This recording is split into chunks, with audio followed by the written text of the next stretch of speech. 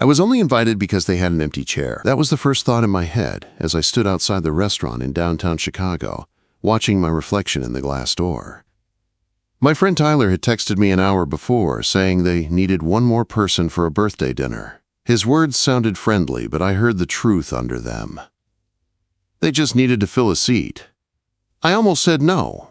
It had been a long week, and I was tired of feeling like the extra guy in the group.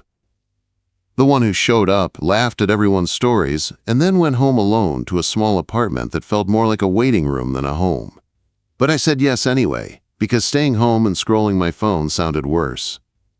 The host led me through the restaurant, past warm lights and clusters of people talking over soft music. The place was cozy but busy. Dark wood tables, big windows facing the street, the smell of garlic and grilled steak in the air. I could see my friends at a long table near the back, already talking, already laughing. Tyler waved when he saw me. "There he is," he said. "Our hero. The table is officially complete." Everyone laughed. It was not mean, but it still stung a little. I smiled and pulled out the empty chair, the one at the very end of the table. Of course it was at the end. Not in the middle, not between anyone, just the spare seat. "Glad you could make it, Ryan," said Claire, the one whose birthday it was. She was sitting closer to the middle, a little crown on her head and a glass of wine in her hand. "Wouldn't miss it," I said. That was a lie. I almost had. I sat down and tried to relax. People were already deep into their own conversations. Couples leaned in close. Old friends shared inside jokes. I listened, laughed when it felt right, and took sips of water while I waited for the server to notice that everyone else had a drink except me. I told myself I was fine. This was normal. Sometimes you are just the extra person at the edge of the table. Nothing wrong with that. Still, there was a small, heavy feeling in my chest, like I was watching a movie I was not really part of. The server came over and took my drink order. "Just a soda's good," I said. Tyler tapped his glass. "Hey, we might have one more joining us," he said to the group. Long story. They were not sure they could make it, so, if someone shows up and looks lost, wave. "Who is it?" I asked. He shrugged. "Friend of a friend. Emily. You will like her, she is chill." I nodded like I did not care, but something in me woke up a little. Maybe it was the idea that someone else might walk in feeling just as out of place as I did. Maybe it was the way he said her name, like it already came with a story. Dinner rolled on. Appetizers came and went. People clinked glasses and shared stories from college or work. I spoke when someone asked me something, but most of the time I watched. The overhead lights made everything look soft, like the night was wrapped in a warm filter. I checked the door a few times without meaning to. No one new came in. Maybe she is not coming, I thought. The seat next to me was still empty. Pushed in, napkin folded, glass untouched. Figures. Even the seat next to me does not want company. Tyler was telling a story about some disaster at his office holiday party when I heard the door open behind me again. I was not facing it, but I felt a draft of cooler air and a shift in the room. Soft footsteps moved over the floor, slow, unsure. Like someone was trying to find their place. "Hey, Emily," I heard Claire call from down the table. "We are back here." I looked up. She was walking toward us, shrugging off a light, tan coat as she came. She had light brown hair that fell just past her shoulders, a little messy from the wind outside. Her eyes were a warm hazel, curious and a little nervous, like she was not sure if she was late or early or completely out of place. She wore a simple dark green sweater and jeans, nothing loud or fancy, but somehow she looked like the most put-together person in the room. As she got closer, she gave a small smile to the table, the kind of smile that says, "Sorry, I am late, and also I hope I am not interrupting." "Sorry," she said. Traffic was awful, and I circled the block twice before I found parking. "No worries," Tyler said. "We saved you a spot." He nodded toward the empty chair next to me. "Of course." Her eyes followed his gesture, then landed on me. For a second, it felt like the rest of the room blurred. She gave me a quick, apologetic smile. "Is it okay if I sit here?" she asked. Her voice was soft but clear, the kind of voice that made you lean in without trying. I could have just said yes, but my chest tightened, and I felt every awkward part of myself stand up and wave. "Yeah," I said, "this seat was waiting for you anyway." She laughed lightly and slid into the chair beside me. As she settled in, she slipped off her coat, and I caught the faint scent of something warm and clean, like vanilla and fresh laundry. The kind of smell that reminded me of Sunday mornings in quiet kitchens.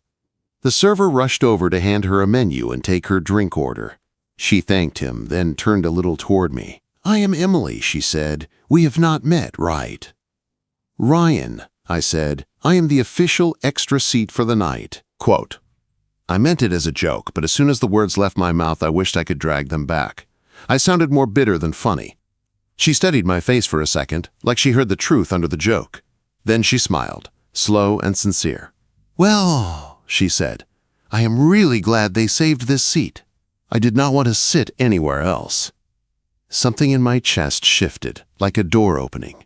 For the first time that night, the room did not feel so loud and far away. For the first time, the end of the table did not feel like the leftover spot. It felt like the night was finally starting. Emily smiled at me like she had decided something. I was not sure what, but it made my shoulders relax a little. "So Ryan," she said, "how did they recruit you for this dinner?" I took a sip of my soda and looked down the table, where Tyler was now trying to balance a spoon on his nose while everyone laughed. "Last-minute text," I said. "Apparently this chair would be empty without me. I am here on official seat-filling duty." She raised her eyebrows. "You got the empty chair speech, too."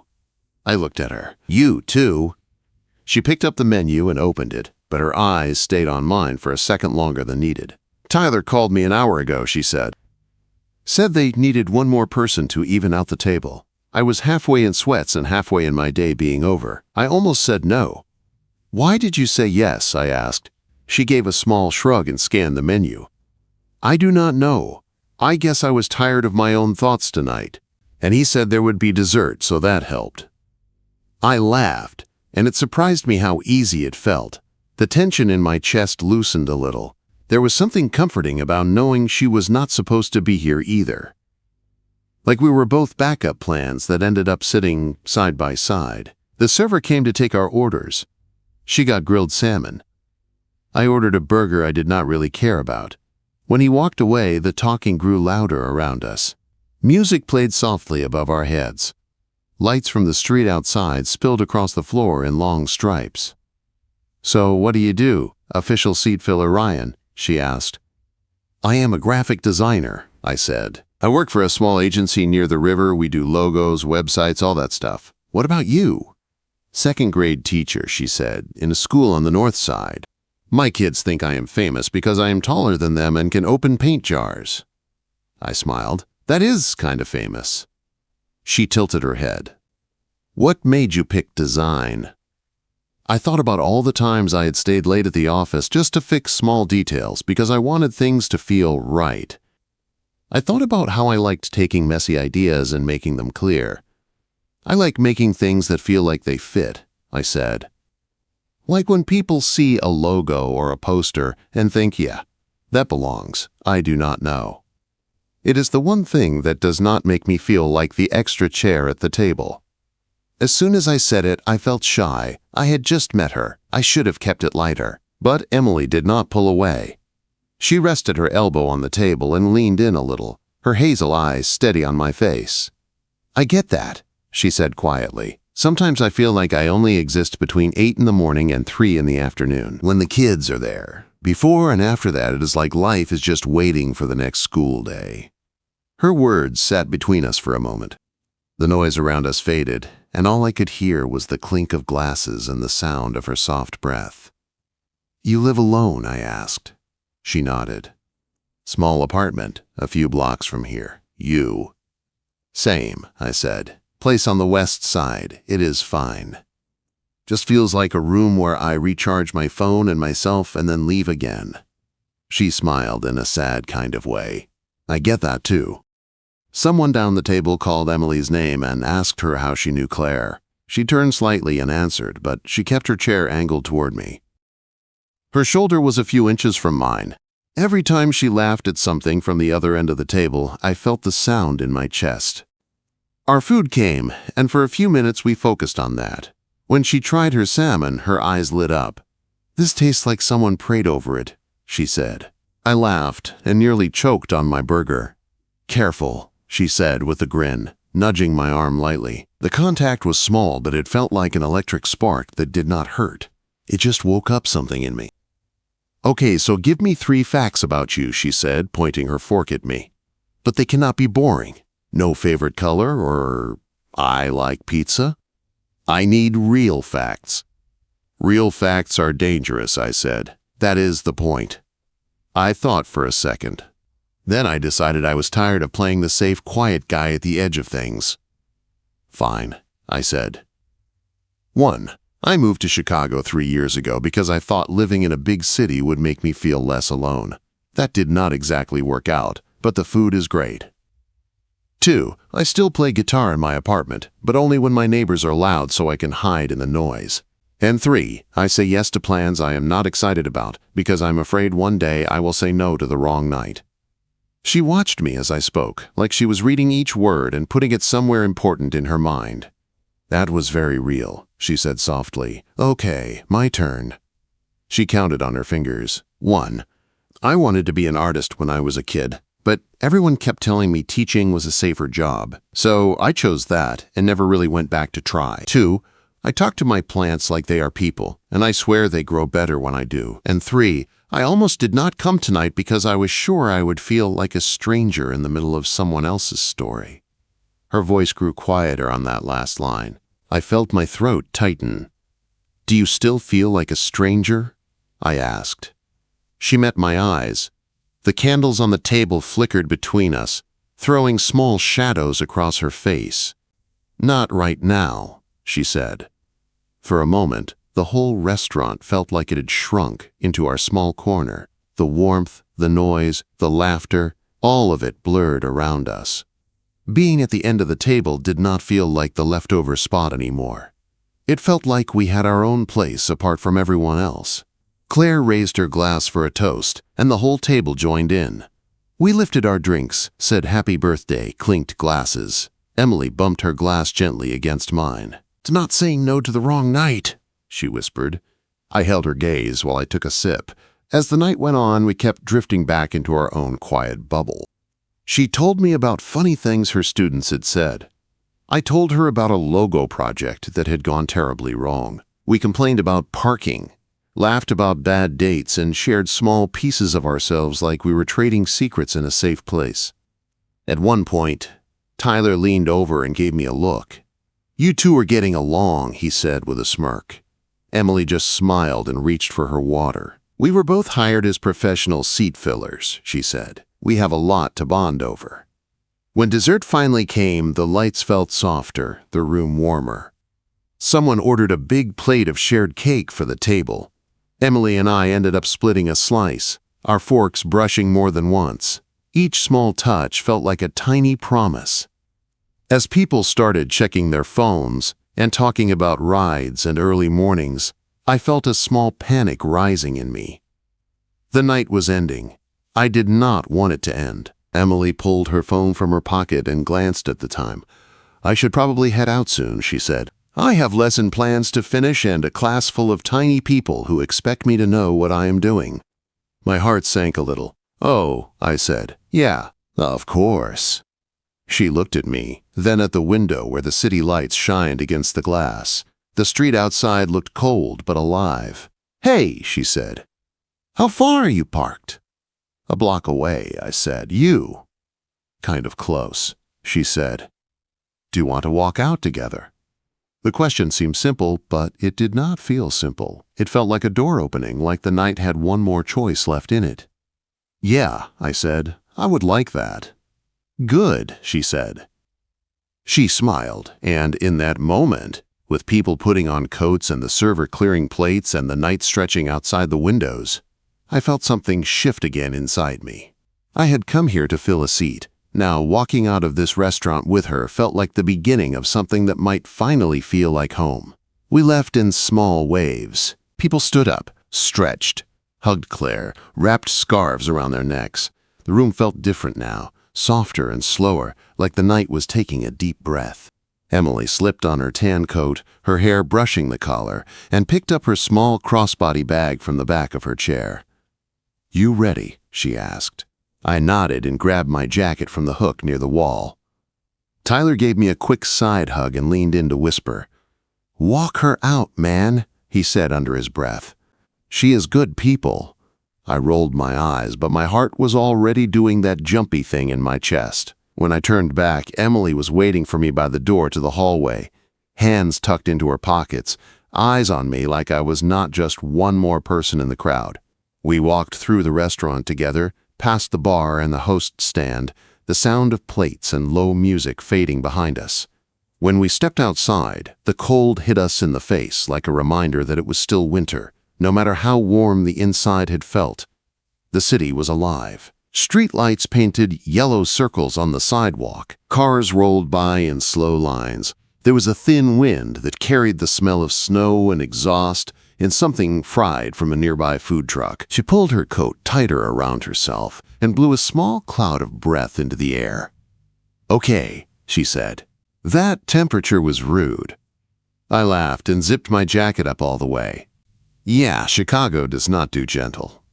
We started walking in the same direction without talking about it. Our shoulders almost touched, and every time our hands swung close, I felt an awareness between us, like gravity. "Which way is your car?" I asked. She pointed ahead. "Down this block, on the corner. Where are you?" "Same way," I said. "Side street after the light." She glanced up at me. Of course, seat fillers stick together. For a moment, neither of us said anything. Our footsteps echoed softly on the concrete. The air was cold enough to make my nose sting, but I felt strangely warm inside, like the heat from the restaurant had come out with us. "My apartment is not far from here," she said. "Sometimes I walk on nice days. This is not one of those days." Quote, "You like living close to everything?" I asked. She thought about it. "I like the idea of it," she said. "I like knowing I could decide to go somewhere and just walk there. But most days, I just go from my place to school and back. I pass all these lights and signs, and it feels like they are for other people." I nodded. "I get that. The city is like a party you are technically invited to, but do not really feel part of." She looked at me with a soft smile. "You always talk like that." "Like what?" "Like you are standing outside a moment, watching it and describing it." I was quiet for a second. Maybe I am just used to being on the outside. She stopped at the edge of the crosswalk and looked straight at me, her eyes warm and clear even under the harsh streetlight. "You did not feel like you were on the outside tonight," she said, "at least not to me." The light changed, and we started walking across the street. Her words stayed with me, heavier than the traffic around us. "Can I ask you something?" I said. "Sure." "Why did you sit next to me so easily?" I asked. "You did not know me. You could have picked any other spot at the table if it opened up." She thought about that for a moment, then gave a little shrug. "When I walked in, I already felt late and out of place," she said. "Everyone else had their little circles. You looked like you were there, but not really in any of those circles. I figured if I sat down next to you, at least I would not be the only one who felt like that." "And now?" I asked. She smiled, almost shy. "Now it does not feel like I sat next to an extra seat," she said. "It feels like I sat next to the reason I am glad I did not stay home." The street noise around us faded for a second. I swallowed, my throat suddenly tight. "I was not planning on hearing something like that tonight," I said. "Me neither," she replied. We reached the corner where she had parked. Her car was under a streetlight, thin layer of frost clinging to the windshield. She stopped and turned to face me fully. The light caught the brown in her eyes, making them look almost golden. "This is me," she said, "the glamorous silver sedan." I laughed. "It has character." She smiled and leaned against the side of the car for a second, like she was not ready to open the door yet. "So," she said, "was tonight one of those plans you said yes to even though you were not excited about it?" "Yeah," I said honestly, "definitely was." "And now," she asked. I let myself look at her, really look this time, at the way her hair brushed her cheeks, at the way her hands held the strap of her bag, at the way her eyes were searching mine like she was waiting for something true. "Now I am scared of what would have happened if I had said no," I said. She looked down, then back up at me, and there was a new kind of softness in her face. "I keep thinking about that too," she said. "How close I was to staying home. How close you probably were." I nodded. "I almost texted Tyler that I was sick. I almost told him I had too much work." We both laughed, but it was quiet, almost nervous. The kind of laugh people share when they realize they just walked past a door that could have stayed closed. She tucked a strand of hair behind her ear. "Can I tell you something a little embarrassing?" she asked. "Absolutely," I said. "When I sat down next to you," she said, "I felt weirdly safe. I do not know why. I do not usually feel that way with new people. But you did not feel like a stranger. You felt like someone I had already talked to before, even though I knew I had not." Her words hit me in a place I did not have a name for. "I felt that too," I said. "Like I was finally where I was supposed to be, instead of just where there was space." We stood there in the cold, caught in a quiet place between leaving and staying, between strangers and something more. I could feel the usual fear creeping up on me, the one that told me not to mess this up, not to say something too real, not to want too much. But another part of me, the part that was tired of empty chairs and half-felt nights, pushed back. "Emily," I said softly, "I know we just met. I know this is one dinner, one night. But I do not want this to be the end of it. I do not want this to be the part where we say it was nice meeting you and then go back to our separate lives like it never happened." Her eyes searched mine like she was looking for any sign that I was not serious. "It was not just a nice dinner for me," she said. "It felt like something I have been missing for a while. I do not want to pretend it was nothing either." I took a slow breath. "Can I see you again?" I asked. "On purpose this time, not as backup, not as an extra seat. Just you and me." She looked down at her hands, then back up, a smile growing on her lips, small but real. "I was hoping you would ask that," she said. My chest lifted, relief rushing through me so fast I almost laughed. She pulled her phone from her pocket and held it out to me. "Here," she said. "Put your number in. I am not letting a night like this be a one-time thing." I took her phone, fingers brushing hers, and typed my number. I called my own phone from hers, so I would have her contact too. When my phone buzzed in my pocket, it felt like proof that the night was going somewhere beyond this sidewalk. "What should I save you as?" I asked. She smiled. "Emily, professional seat saver," she said. I typed it in and showed her the screen. She laughed, and the sound warmed the air between us. "Text me when you get home," she said. "So I know you did not get taken out by black ice." "Only if you text me too," I replied. "Deal." She opened her car door, then paused and looked at me again, eyes soft and serious. "Ryan," she said, "tonight did not feel like a random extra plan. It felt like the start of something. I do not know what yet, but I want to find out." My heart was pounding, but it was not the scared kind of pounding. It was the alive kind. "Me too," I said. She gave me one last smile, the kind that you feel long after you stop seeing it, then got into her car. As she drove away, I watched her taillights fade into the stream of traffic, then disappear. The street felt colder without her there, but inside me, something new had taken root. The walk to my own car felt different. The night did not feel empty. It felt open. I slid into the driver's seat and stared at my phone for a moment, her name glowing on the screen. For the first time in a long time, I was not afraid of what came next. I was excited. I sat in my car for a long second before turning the key. The windshield was fogged a little, the streetlights outside casting soft yellow shapes on the glass. My phone buzzed in my hand before I could even put it in my pocket. A new text. "Emily. Home. No black ice tragedy. Your turn." I smiled. The kind of smile that feels like it starts in your chest before it reaches your face. I typed back. "Made it to my car. Will report in when I survive the West Side streets." "Good," she replied. "I am not done talking to you yet." The drive home felt different. The same streets, the same turns, the same old brick buildings, but my mind was somewhere else.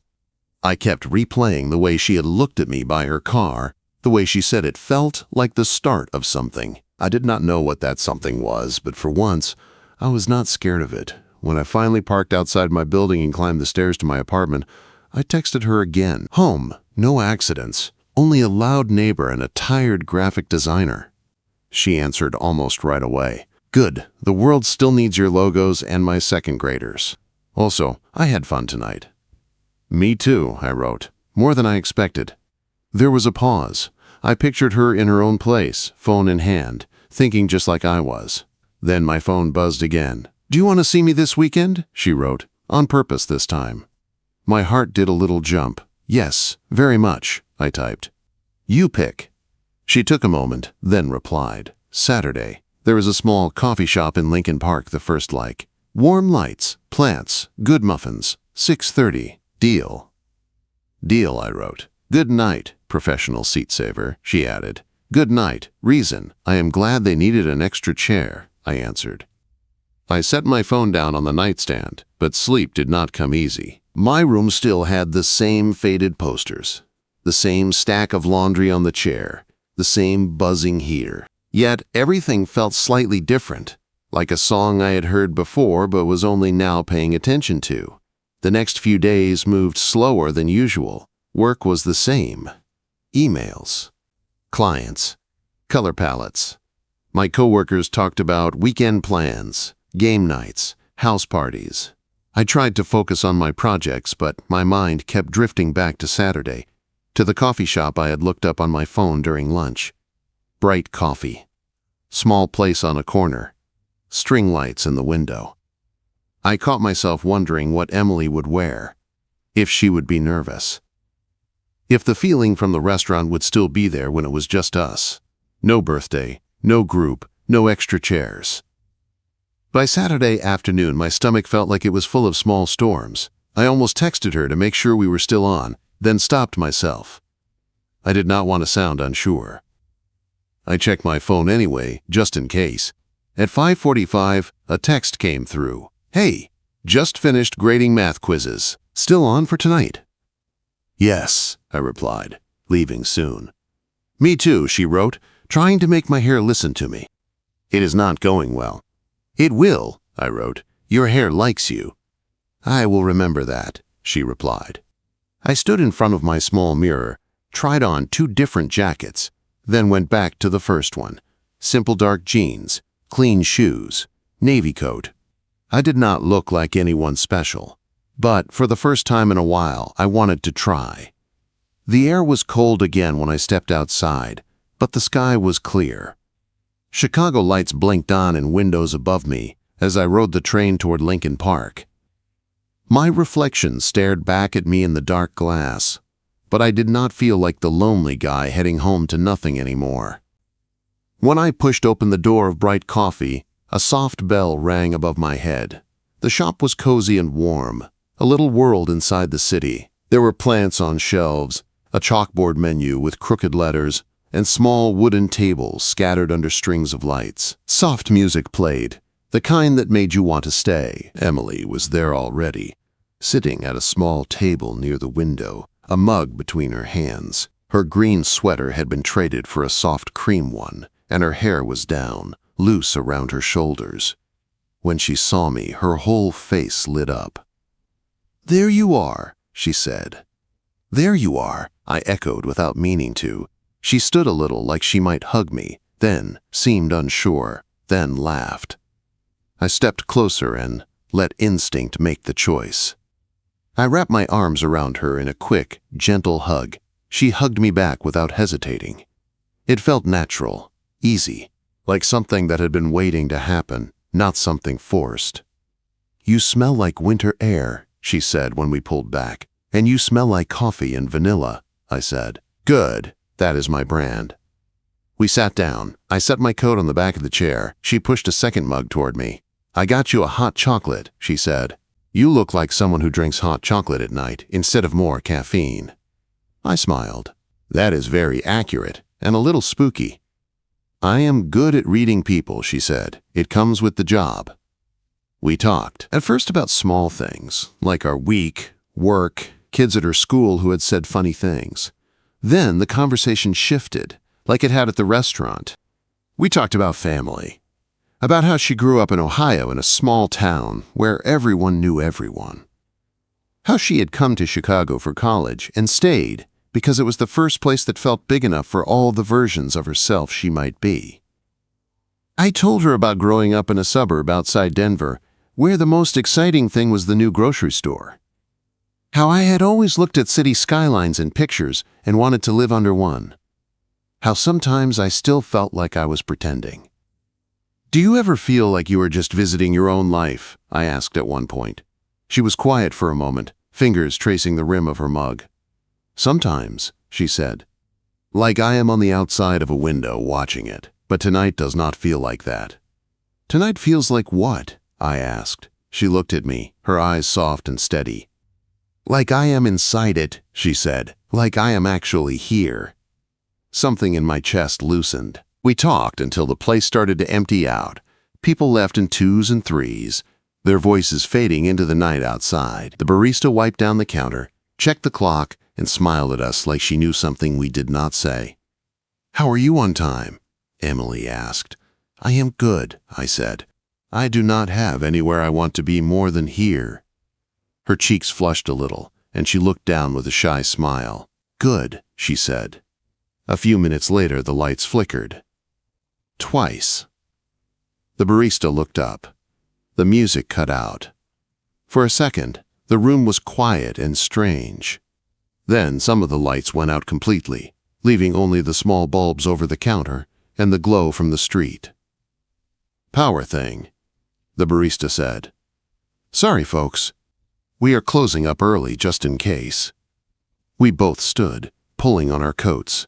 The barista held the door for us as we stepped outside. The night felt colder than before, but I did not mind.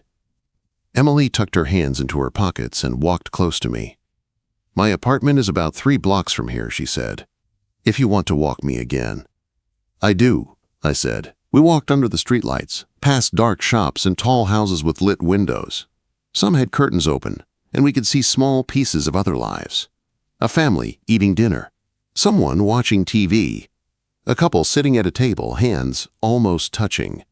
"I like walking at night," she said. "It makes the city feel softer. Less loud." "I like it more now," I answered. We reached her building, a brick place with a small front stoop and a black railing. She stopped at the bottom step and turned to face me. "This is me," she said. "Home sweet, probably a little messy home." "I do not believe your place is messy," I said. "It is teacher messy," she said. "Papers and sticky notes, not dishes in the sink." She hesitated, then looked up at the sky and back at me. "Do you have to go right away?" she asked. "I could make tea. Or hot chocolate with too many marshmallows.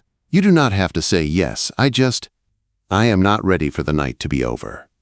The old version of me, the one who did not want to bother anyone, would have said it was okay and left. But that version felt far away now. "I would like that," I said, "if you are sure." "I am," she answered. She led me up the steps and unlocked the front door. We climbed a narrow set of stairs that creaked under our feet. Her apartment was on the 2nd floor. She opened the door and flipped on a small lamp in the living room. It was simple but warm. A small couch with a worn blanket, a low coffee table with books and a candle on it, a narrow kitchen with a few dishes drying on the rack, plants on the windowsill, leaves reaching toward the glass. "This is it," she said, a little shy. "My tiny kingdom." I stepped inside and took it in. "It feels nice," I said. "Feels like you." "Is that good?" she asked. "It is very good." She smiled and went to the kitchen. "Hot chocolate or tea?" she called. "Hot chocolate," I said, "since you promised too many marshmallows." She laughed, and the sound bounced off the small space, filling it. I walked over to the window and looked out. From here, I could see the tops of the trees, the glow of the streetlights, the hint of the city beyond. Her apartment was not big. The walls were plain. The furniture was simple. But as she moved around, opening cabinets, humming under her breath, setting mugs on the counter, the place felt warm in a way I could not explain. Like the room itself was glad she was in it. She came back with 2 steaming mugs and sat beside me on the couch, our shoulders touching. "I never have people over," she said quietly. "Most of my life happens at school or outside. This place is where I come back to and just stop." "Thank you for letting me in," I said. "It feels like a big thing." "It is," she said, "but it also feels right." We talked more, about nothing and everything. She showed me a drawing one of her students had made for her. I showed her a logo concept on my phone. At some point, the candle on the table became the only light in the room besides the street glow. Without really thinking about it, I let my arm rest along the back of the couch. She leaned into me a little, her head almost touching my shoulder. "Is this okay?" I asked. "Yeah," she said softly, "more than okay." My heart beat steady, not wild. I felt present, fully in the moment, not watching from outside. "This feels strange," I said after a while. "In a bad way?" she asked. "In a good way," I said. "I am sitting in a small apartment in Chicago with someone I met days ago. And it does not feel like I am in some random room. It feels like I have been here before.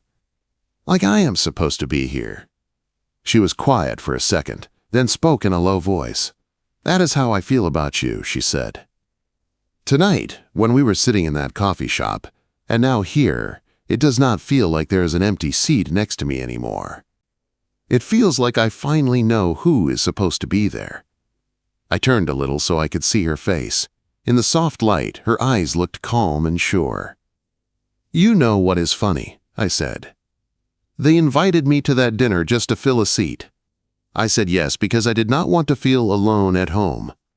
They invited me for the same reason," she said, "to balance the table, to make the numbers even." "And yet," I said. "And yet," she repeated. I reached for her hand, slow enough that she could move away if she wanted. She did not. Her fingers curled around mine like they had been waiting. "Thank you for sitting beside me," I said.